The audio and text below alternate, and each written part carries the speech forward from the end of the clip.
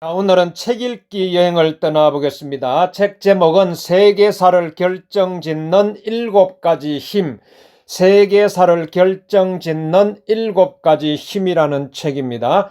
모토무라 료지 지음, 서수지 옮김, 사람과 나무 사이 출판입니다. 자, 세계사를 결정짓는 7가지 힘, 책 읽기 여행을 함께 떠나보겠습니다. 박수!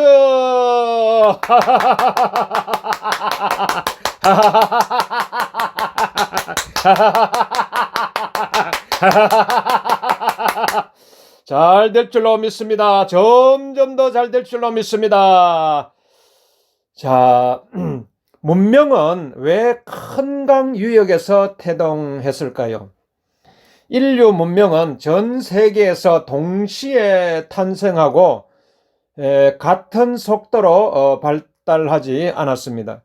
1492년 콜럼버스가 아메리카 대륙을 탐험할 때, 사실 콜럼버스는 신대륙을 최초로 이렇게 발견한 것은 아니죠.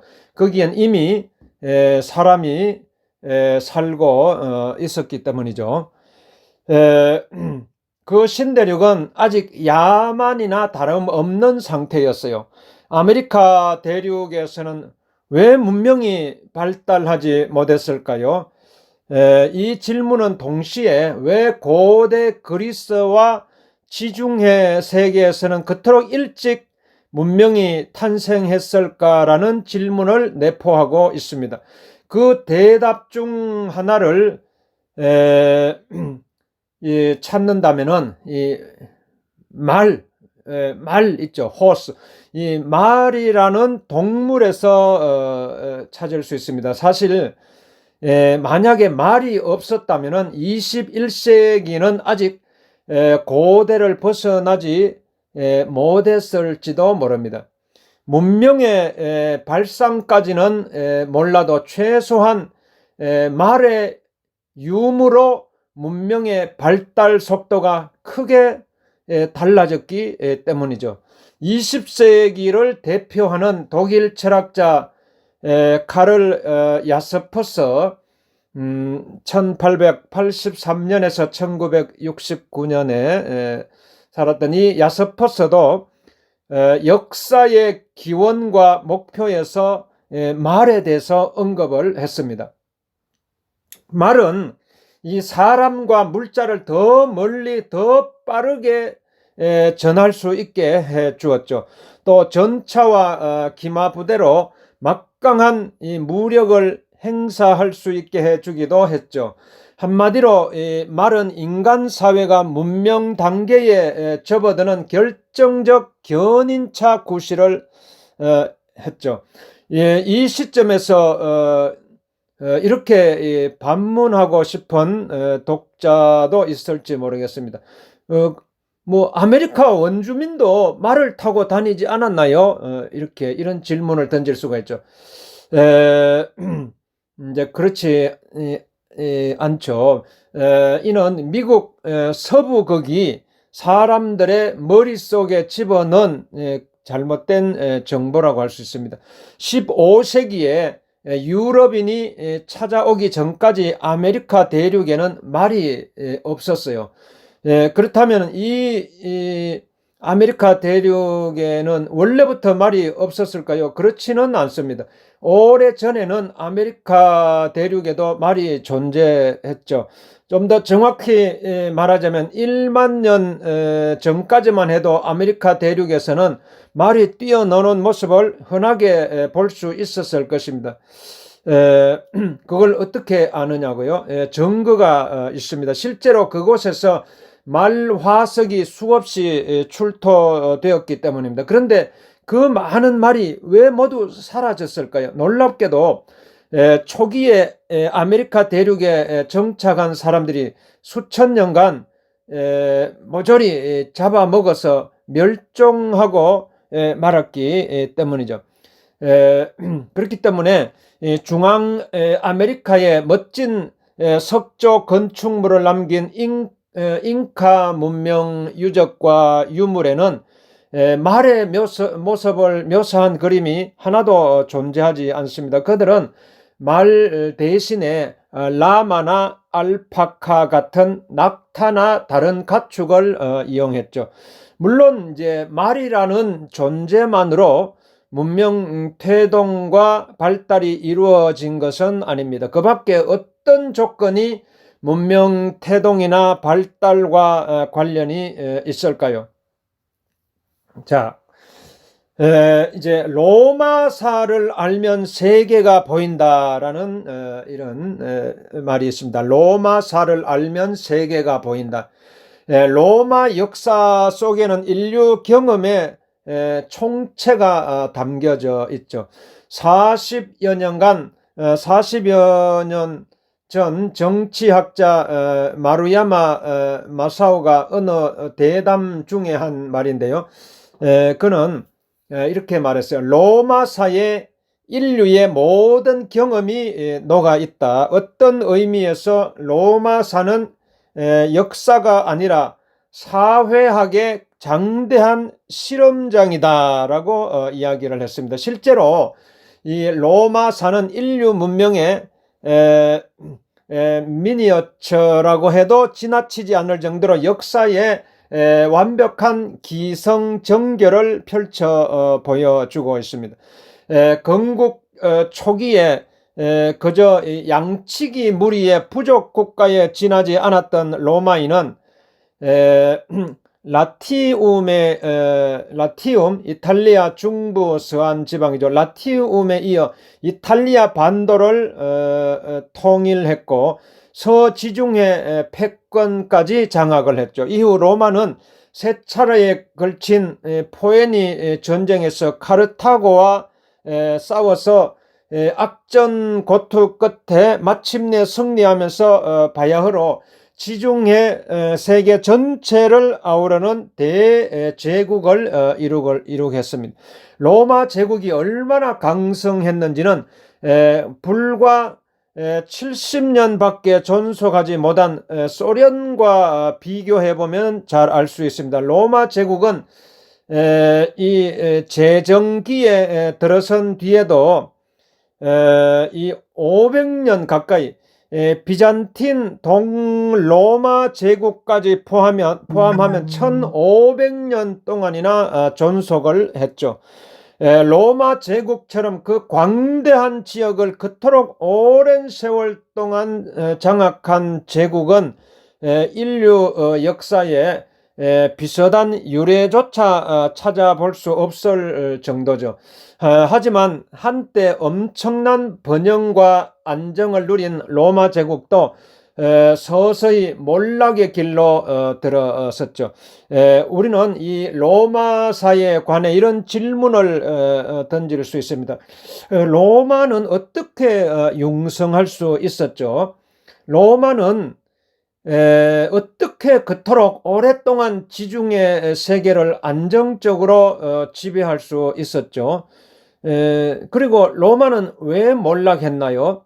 이런 질문은 모두 문명사가 하나의 길라잡이로 삼기에 부족함이 없습니다.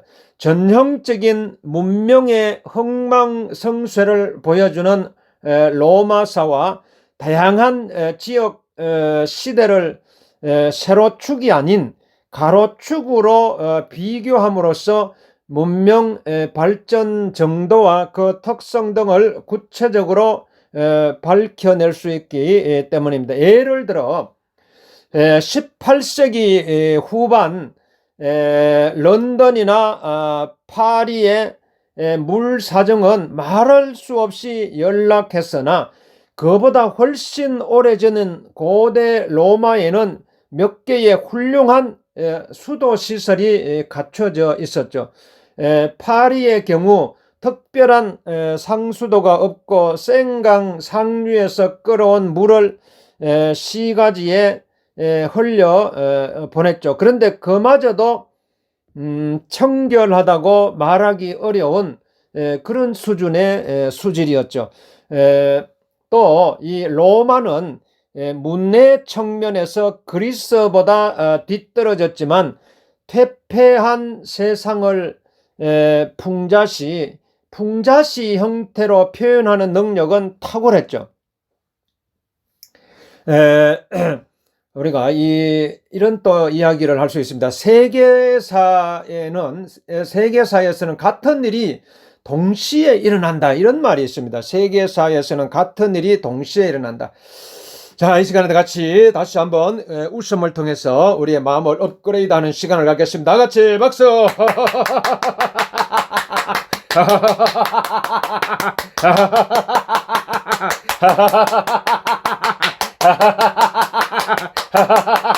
된다. 잘 된다. 잘 되고 있습니다. 점점 잘 되고 있습니다. 자, 웃음을 통해서 염려, 근심 다 떨쳐버리고, 자, 어떻게든지 하루하루를 정말 기쁘게 살아가야 되겠습니다. 자, 세계사에서는 같은 일이 동시에 일어난다, 이런 말이 있습니다. 로마사에서 기원전 202년은 굉장히 중요한 해입니다. 그 해에 기원전 202년에 로마는 한때 한니발 장군과 벌인 전투에서 연전연패하여 멸망의 문턱까지 갔던 제2차 포에니 전쟁의 자마 전투에서 대성을 거두었기 때문이죠. 자마 전투를 승리로 이끈 주인공은 로마의 명장 스키피오 아프리카누스입니다. 기원전 235년에서 183년에 살았던 사람이죠.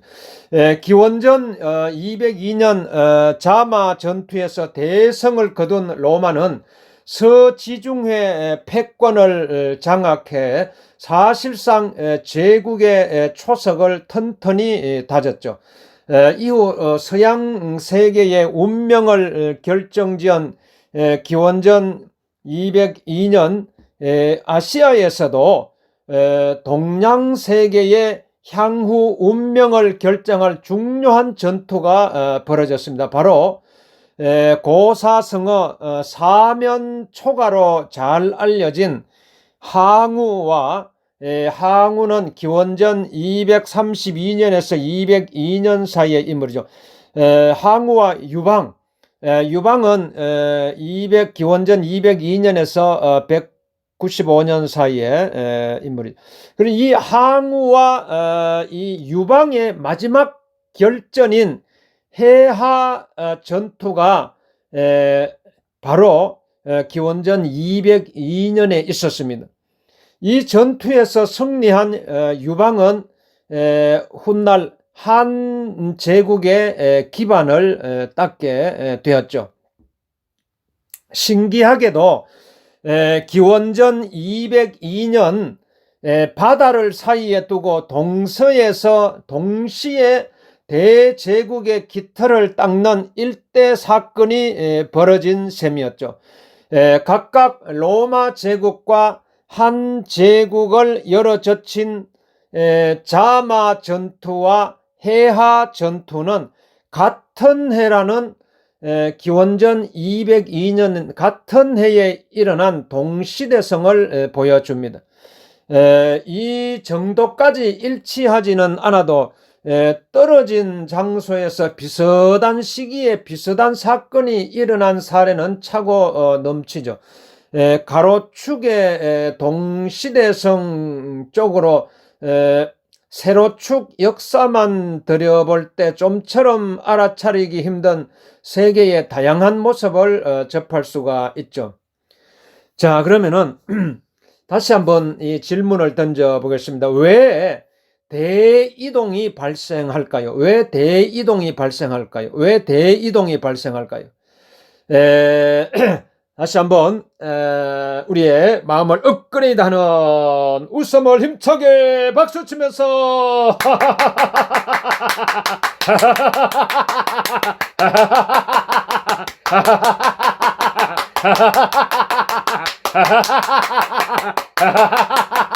된다, 된다, 된다, 된다, 된다. 잘 된다. 점점 더 잘 되고 있습니다. 점점 더 건강해지고 있습니다. 자, 왜 대이동이 발생할까요? 역사적 맥락에서 이렇게 살펴보면 과거 5천년 문명사에서 사람들이 이곳저곳으로 이동하는 일은 지극히 당연한 현상이었어요. 현대도 예외는 아니죠. 오늘날에도 다양한 형태의 대이동이 세계 곳곳에서 일어나고 있죠. 왜 사람들은 이동할까요? 왜 사람들은 이동할까요? 그 원인을 구체적으로 제시해 보라면 뭐 한랭화, 식량 부족, 전란, 종교 문제 뭐 이런 등을 이야기해 볼 수 있습니다. 한랭화, 식량 부족, 전란, 종교 문제. 복잡하게 따질 것 없이 간단히 볼 경우에 인간은 기본적으로 좀 더 조건이 좋은 곳을 찾아 끊임없이 움직이는 존재이기 때문이죠. 최근에 시리아 난민은 정상적인 사회생활을 할 수 없을 만큼 고통스럽고 혼란스러운 상태에서 이동한 것으로 조건이 좋은 장소를 찾아 이동한 대표적인 사례죠. 어쩔 수 없이 이동하던 자신의 의지에 따라 이동하던 수많은 사람이 이동하는 현상은 인구가 유입된 곳에서 마치 구설치기처럼 새로운 민족 이동을 촉발해 대이동으로 발전하죠. 다른 민족이 유입되면 언어, 종교, 문화가 뒤섞이게 되죠. 그 영향으로 민족 이동은 단순히 사람 이동에 그치지 않고 그때까지 존재하지 않던 새로운 세계 질서를 형성하는 거대한 변화로 이어지죠. 지금은 뭐 사람이 이동하는데 바다가 걸림돌이 되지 않는 시대죠. 이처럼 전보다 이동이 자유롭다 보니 난민 문제를 두고 각국에서 여러 가지 갈등이 불거지기도 하죠. 전 세계가 난민 문제의 해법을 찾기 위해 고심하는 지금이야말로 끊임없이 반복되는 민족 이동의 요인과 영향을 이렇게 확실히 알아둘 필요가 있죠. 자, 시간에 다시 한번 또 이 시간에 한번 생각해 볼 수 있는 것은 종교를 빼고 역사를 논할 수 없다라는 말이 있습니다. 종교를 빼고 역사를 논할 수 없다. 미국 정치학자 세뮤얼 헌팅턴은 문명이란 종교다 이렇게 말했죠. 문명이란 종교다. 자신의 저서 문명의 충돌에서 말했죠. 세계는 다양한 문명으로 이루어져 있고 그 다양한 문명이 대립하고 충돌하는 이유는 문명의 본질이 종교에 뿌리를 내리고 있기 때문이죠. 우리는 흔히 정치와 종교를 분리해서 생각하지만 현실적으로 종교를 빼놓고 세계사를 논할 수는 없죠. 신은 언제 어떻게 탄생했는가? 다신교 세계에서 어떻게 유일신교가 태동했을까? 그동안 우리가 관과해온 종교 문제를 한번 생각해 보죠. 서양이라는 나무의 뿌리는 공화정이다 이런 말이 있습니다. 서양이라는 나무의 뿌리는 공화정이다. 과거에는 동양과 서양 모두 군주를 내세운 왕국이 많았죠.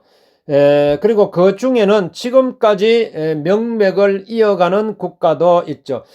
그런데 동양과 서양의 군주는 서로 다르죠. 서양 군주의 전형은 바로 로마 황제죠. 로마 황제. 서양의 최고 권력자는 민중 앞에 모습을 드러내며 다양한 행사를 주관을 했어요. 반면에 이 동양의 최고 권력자는 뭐 태국 국왕이나 일본 천황처럼 막후에 이렇게 남아있을 뿐 민중 앞에 잘 나서지를 않았어요. 이런 차이로 서양에서는 군주를 내세우면서도 정신의 밑바탕에 공화주의가 뿌리를 내렸어요. 공화주의가 뿌리를 내렸어요. 로마 공화정의 기본은 회의를 거친 다수결이 아니라 지도자의 권위와 정치력을 인정한다는 데 있었어요. 실제로 고대 그리스와 로마에서 국가가 가장 효율적으로 기능한 시기는 뛰어난 지도자가 민중을 연설로 설득하고 이끌던 때였어요. 서양 군주국은 이러한 토양에서 싹을 틔우고 자라난 까닭에 왕이라고는 하나 절대적인 존재가 아니라 어디까지나 지도자로서의 의미가 컸죠. 공화주의의 진짜 개념은 무엇일까요?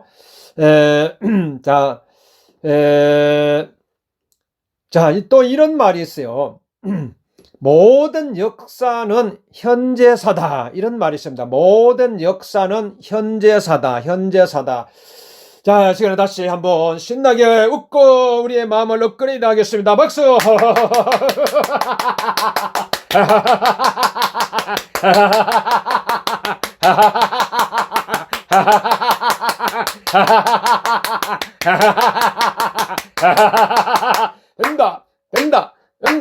된다. 잘 된다.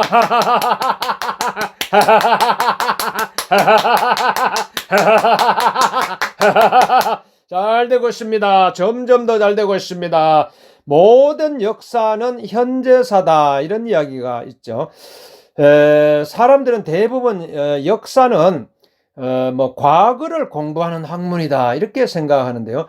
물론 이제 역사학자는 과거의 일을 알기 위해 문헌을 뒤지고 유적을 조사하죠. 필사적으로 과거의 지식을 배웁니다. 하지만 이는 단순한 지식 습득이 아니라 현재의 개인과 공동체의 삶의 보탬이 되기 위해서죠.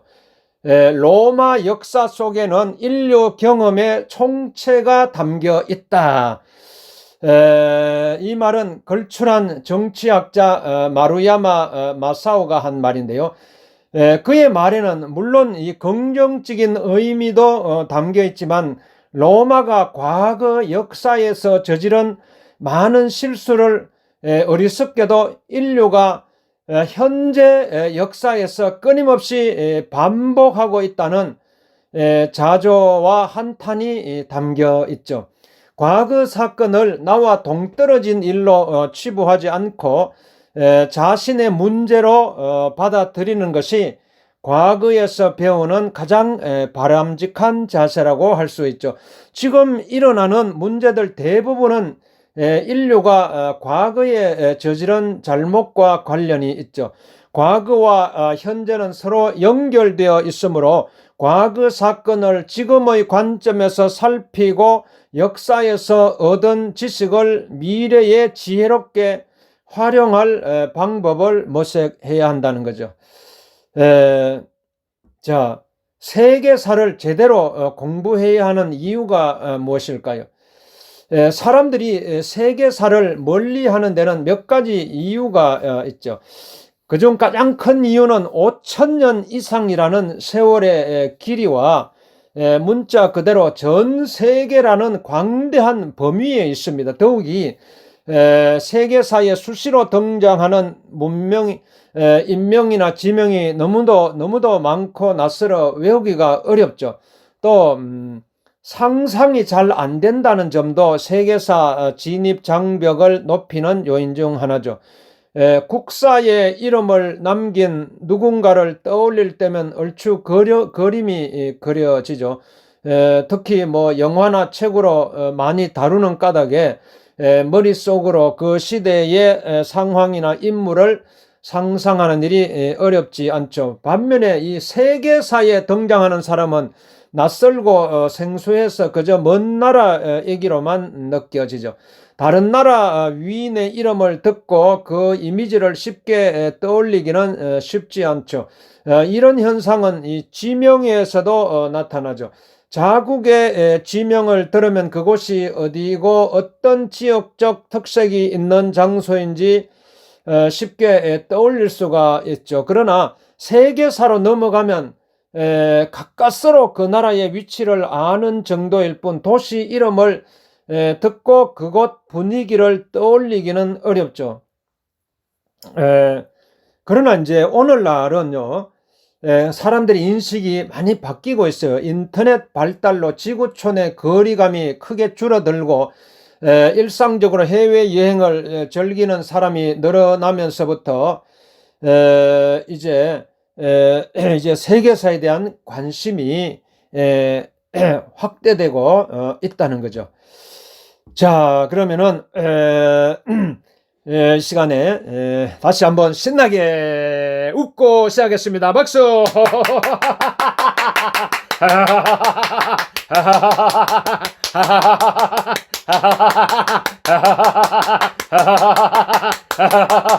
된다, 된다, 된다, 된다, 된다. 잘 된다. 잘 됩니다. 점점 더 잘 되고 있습니다. 로마는 이 관용의 힘으로 세계 제국을 건설했다. 이런 말이 있습니다. 로마는 관용, 이 관용의 힘으로 세계 제국을 건설했다. 그러니까 이 로마는 어떻게 번영을 이루었으며 쇠퇴하고 멸망했는가? 로마는 관용의 힘으로 세계 제국을 건설했다. 자, 생명체는 태어나서 자라고 번성하다가 쇠퇴의 과정을 거쳐 죽고 소멸해가죠. 이는 이 자연의 이치이며 우주가 작동하는 원리라고도 할 수 있습니다. 인간의 역사도 마찬가지죠. 마치 생명체처럼 탄생과 발전, 번영과 쇠퇴를 거쳐 몰락하고 사멸하죠. 로마 역사는 탄생과 발전, 부흥과 쇠락이라는 이른바 문명의 기성정결 과정을 뚜렷이 보여주죠. 더구나 그 기성정결이 사람의 한 평생에 비유할 수 있을 만큼 극적이라고 할 수 있습니다. 그렇기 때문에 이 베스트셀러 로마인 이야기로 유명한 작가 시오노 나나미는 로마사는 세계사가 빚어낸 명품이라고 말했죠.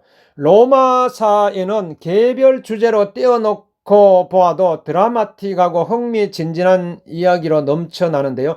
가령 이 황제의 경우에 오현제처럼 훌륭한 황제들이 있는가 하면 폭군의 대명사로 여기지는 네로도 있고요. 네로 이제 엘라 가발루스처럼 나는 여자가 되고 싶다라고 공공연히 떠벌리고 다니는 황당한 황제도 있죠. 이처럼 로마사에는 각양각색의 권력자가 등장하죠. 정치 체제도 매우 다양해요. 처음에 왕정이던 로마는 공화정을 거친 뒤에 독재정으로 차츰 변질되어 갔죠. 독재정 중에도 여러 지배 양식이 녹아 있는데요. 로마 황제라고 해서 다 같은 황제가 아니죠. 초기 공화정 전통을 고수한 아우구스티누스, 기원전 27년에서 기원 후 14년에 살았던 인물이죠. 이런 아우구스티누스 같은 황제부터 전제군주의 폭군으로 변신한 네로 같은 황제까지, 그리고 극도의 혼란기를 통치한 여러 명의 황제에 이르기까지 다양한 스펙트럼을 가지고 있었죠. 로마사는 어떤 주제로 접근해도 마치 지독한 가뭄에도 차고 맑은 물을 쉼없이 뿜어내는 샘처럼 무궁무진한 이야기거리를 들려주죠. 그야말로 인류 경험의 총집합체라는 수식어가 과하지 않을 정도죠. 그러다 보니 로마사와 여러 지역의 시대적 역사를 비교하면 새롭고도 흥미로운 이야기거리를 찾아낼 수가 있죠. 미국 현대사를 예로 들어 잠시 생각해 보죠. 미국 최초의 아프리카계 대통령 버락 오바마 2009년에서 2017년에 재임을 했죠. 버락 오바마는 2009년 1월에 취임했죠.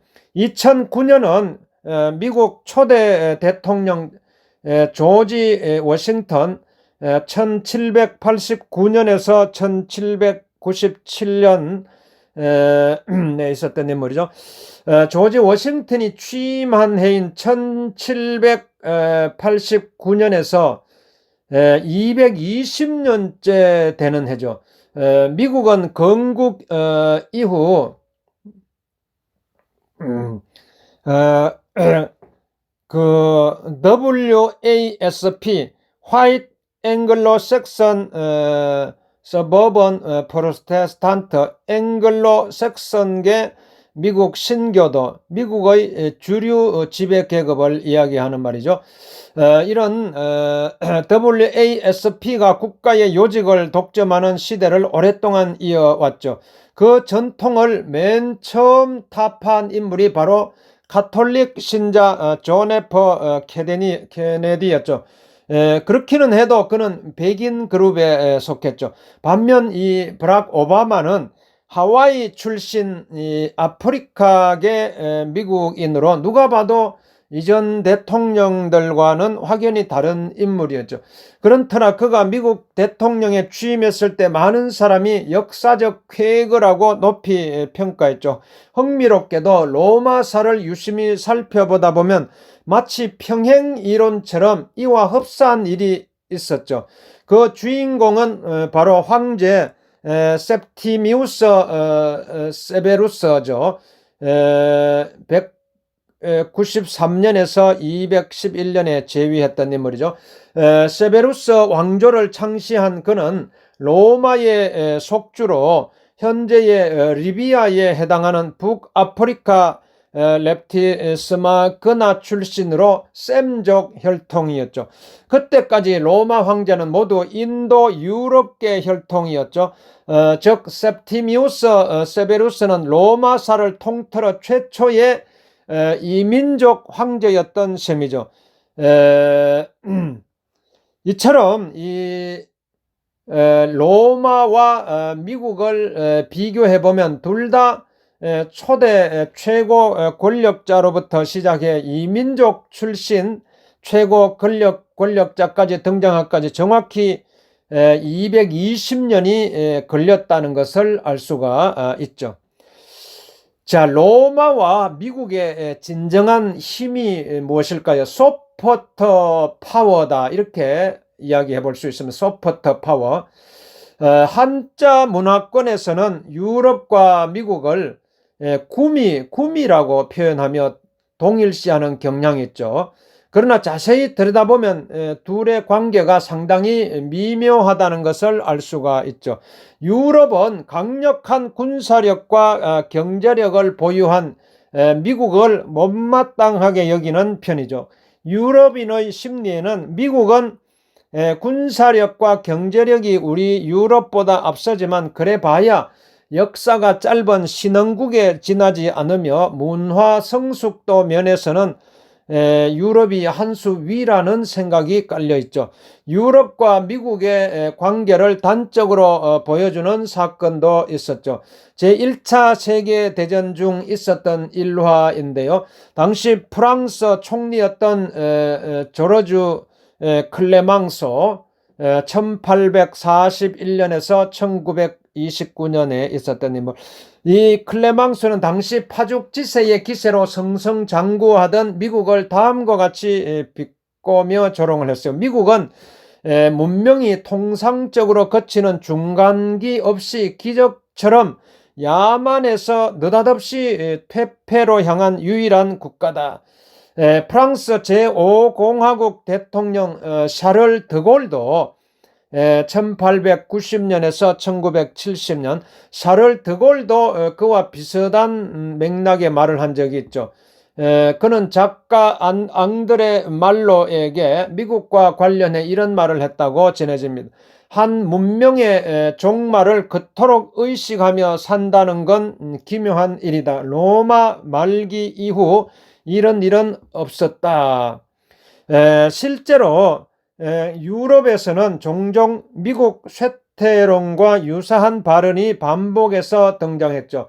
미국의 군사력, 경제력과 같은 하드 파워에 주목하면 지구상에 그만한 힘을 갖춘 나라가 없기에 상대적으로 예전보다 못해 보이는 일종의 착시가 발생합니다. 그렇다면 문화나 가치와 같은 소프트 파워의 관점에서 잠깐 한번 살펴보죠. 문화나 가치와 같은 소프트 파워의 관점에서 잠깐 살펴보죠.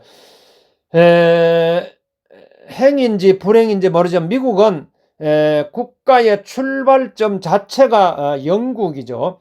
영국을 떠나 미국 땅에 처음 발을 디딘 그들은 영어를 사용했고 교육 제도도 당시 대국이던 영국의 것을 그대로 가져와 개성했죠. 미국 한 나라만 놓고 보면 고작 250년 역사에 불과하지만 영국 역사를 고스란히 물려받은 덕분에 교육 등 문화적 요소에서 출발점부터 달랐죠. 이처럼 문화적으로 은수저를 물고 태어난 미국의 소프트 파워는 다양한 분야에서 전 세계로 퍼져나갔죠. 전 세계 어린이가 사랑하는 세스미 스트리트를 비롯해 온갖 할리우드 영화 음악이 전 세계에 깊숙이 파고들었죠. 기왕에 이제 음악이 화제로 올랐으니 좀 더 이야기해보죠. 예를 들어 비틀스를 배출한 영국이 음악사에서 미국보다 한 발 앞선 것처럼 보이죠. 실제로도 그럴까요? 사실 비틀스보다 앞서 엘비스 프레슬리가 미국에서 이미 대단한 인기를 얻고 있었죠. 더구나 얼마 전에는 비틀스가 활동 초기에 엘비스 프레슬리에게 적잖이 영향을 받았다는 사실이 밝혀지면서 미국이 음악에서도 영국을 앞질렀다는 주장도 나왔죠. 소프트 파워는 하드 파워처럼 눈에 명확히 보이지 않기 때문에 가늠하기가 어렵죠. 그렇지만 사람들의 마음속에 서서히 의식의 흐름과 가치관마저 바꾸어 놓기 때문에 어떤 의미에서는 하드 파워보다 더 강력하다고 볼 수 있죠. 같은 맥락에서 유럽이 아무리 미국 쇠퇴론을 덜먹이며 한물 같다고 부러지져도 미국은 막강한 소프트 파워를 앞세워 유럽보다 강력한 힘을 유지하고 있죠. 이러한 미국 유럽의 관계는 그리스 로마 제국의 관계와 닮았죠. 로마는 하드 파워 측면에서 둘째가라면 서러울 정도로 강력한 제국이었죠. 그러나 이제 세월이 흐르고 시대를 거치면서 군사력의 그늘이 보이기 시작했어요. 이 시점에 제국 유지를 위한 보강의 필요성이 제기되었는데요. 엎친 데 덮친 격으로 로마는 막대한 국가 재정 부담이라는 만만치 않은 문제에 부딪혔어요. 당시 국고가 빠른 속도로 줄어들어 국가적으로 감당해야 할 무거운 짐으로 작용했죠. 이처럼 로마의 하드 파워 관점으로만 보면 분명히 제국 전체가 쇠퇴해 가는 것처럼 보이기 쉽죠. 그러나 눈에 보이지 않는 소프트 파워의 관점에서 보면 전혀 다른 측면이 눈에 들어옵니다.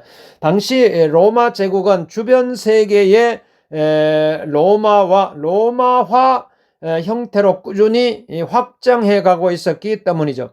로마의 소프트 파워를 이해하는 열쇠는 라틴어가 쥐고 있습니다. 라틴어는 로마의 공용어였으나 로마 귀족은 초기에 그리스어를 고수를 했어요. 로마인의 관점에서 그리스어는 문화 선진국이었고 그리스어는 현대인에게 영어가 갖는 것과 비슷한 정도로 대단한 위상을 가지고 있었어요. 로마 귀족들이 자녀의 그리스어 조기 교육에 무척 공을 들인 것도 바로 그런 연유였었죠. 고대 로마의 수사학자이자 교육사상가 퀸틸리아누스는 귀족들에게 다음과 같이 말했어요. 유모는 그리스어에 능통한 사람으로 골라야 한다. 그러나 이상한 사투리를 쓰는 유머를 들여서는 곤란하다. 반드시 제대로 된 그리스어를 사용하는 유머를 선택해야 한다. 이것은 오늘날 영어 회화를 배울 때 발음이 좋은 원어민 교사를 선택해야 한다는 말과 일치하죠. 아무튼 여기서 우리가 주목할 것은 처음에 로마인은 그리스어를 열심히 배웠으나 언젠가부터 라틴어가 그 지위를 차지하기 시작했죠. 실례로 4세기의 그리스인 라틴 역사가 암미아누스 마르첼리우스는 네르바 황제부터 발렌스 황제까지 다룬 책 로마의 역사를 남겼죠.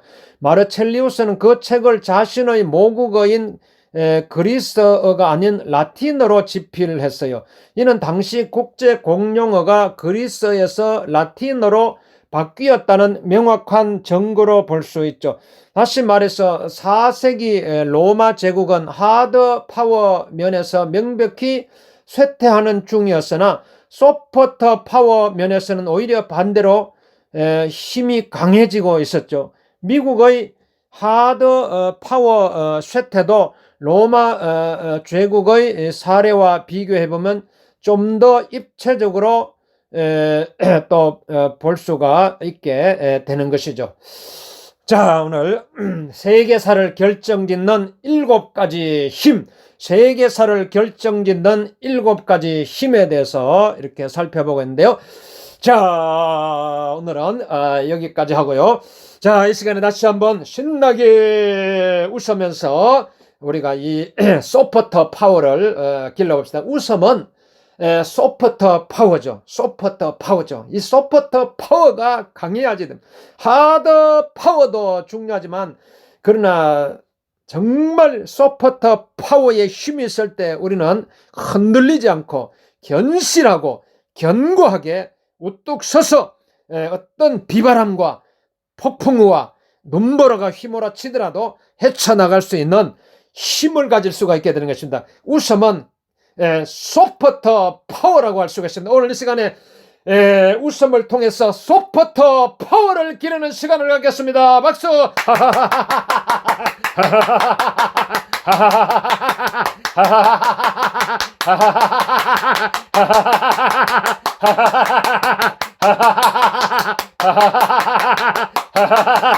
된다, 된다, 된다, 된다, 된다, 된다, 된다, 된다, 된다, 된다. 잘 된다.